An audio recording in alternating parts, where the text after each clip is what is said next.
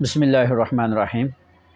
دو تین اہم سوالات جو اکثر لوگ کرتے ہیں، ان میں سے نمبر 1 کہ غسل کرنے کے بعد کیا ہمیں دوبارہ وضو کرنا چاہیے یا وضو نہیں کرنا چاہیے۔ تو یاد رکھیں، اگر غسل جنابت ہے تو اس کے لیے ضروری ہے کلی کرنا اچھے طریقے سے اور ناک میں پانی چڑھانا۔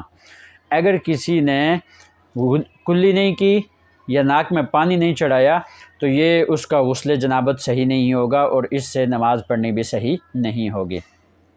اگر ایک عام آدمی غسل کر رہا ہے ٹھنڈک حاصل کرنے کے لیے، یا مسنون غسل کر رہا ہے، جمعے کے دن کر رہا ہے یا عیدین کا کر رہا ہے، تو اس کے لیے پھر ضروری نہیں ہے کلی کرنا یا ناک میں پانی ڈالنا۔ اگر پورے جسم پر پانی بہا دیا تو غسل ہو جائے گا اور اس سے نماز پڑھنا بھی صحیح ہوگی۔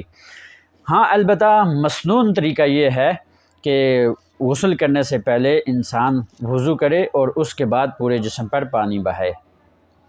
دوسرا سوال اکثر پوچھا جاتا ہے کہ یہ جو چھوٹے بچے یا آج کل نوجوان بھی ایک ٹی شرٹ پہنتے ہیں اور اس کے اوپر تصویریں وغیرہ بنی ہوتی ہیں، تو اس میں نماز کا کیا حکم ہے۔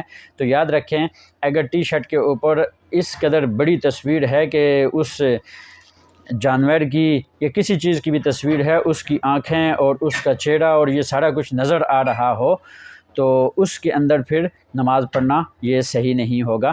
ہاں، البتہ اتنی تھوڑی سی تصویر ہے کہ دور سے اگر اس کو دیکھا جائے تو وہ واضح طور پر نظر نہ آئے، یا اس کی آنکھیں یا اس کا باقی منہ وغیرہ یا باقی چہرہ اس کا صحیح صاف نظر نہیں آ رہا، تو اس کے اندر نماز پڑھنا صحیح ہوگا۔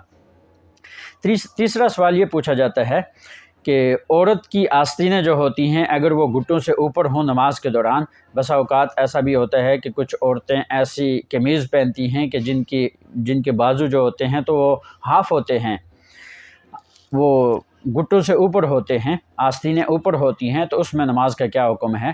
تو ایسے کپڑوں کے اندر عورت کا نماز پڑھنا صحیح نہیں ہوگا۔ عورت کے لیے نماز کے اندر ضروری ہے کہ وہ اپنے چہرے اور ہاتھوں کے علاوہ پورے جسم کو ڈھانپے۔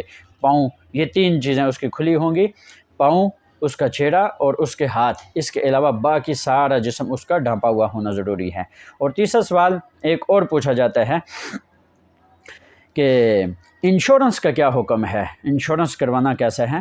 تو یاد رکھیں، انشورنس جو ہے اس کے مد مقابل تکافل ہے، جس کے اوپر حضرت مولانا مفتی محمد تقی عثمانی صاحب دامت برکاتہم العالیہ کا فتویٰ بھی موجود ہے۔ تو انشورنس کے بجائے تکافل کروانا چاہیے۔ اللہ تعالیٰ سمجھنے کی توفیق عطا فرمائے۔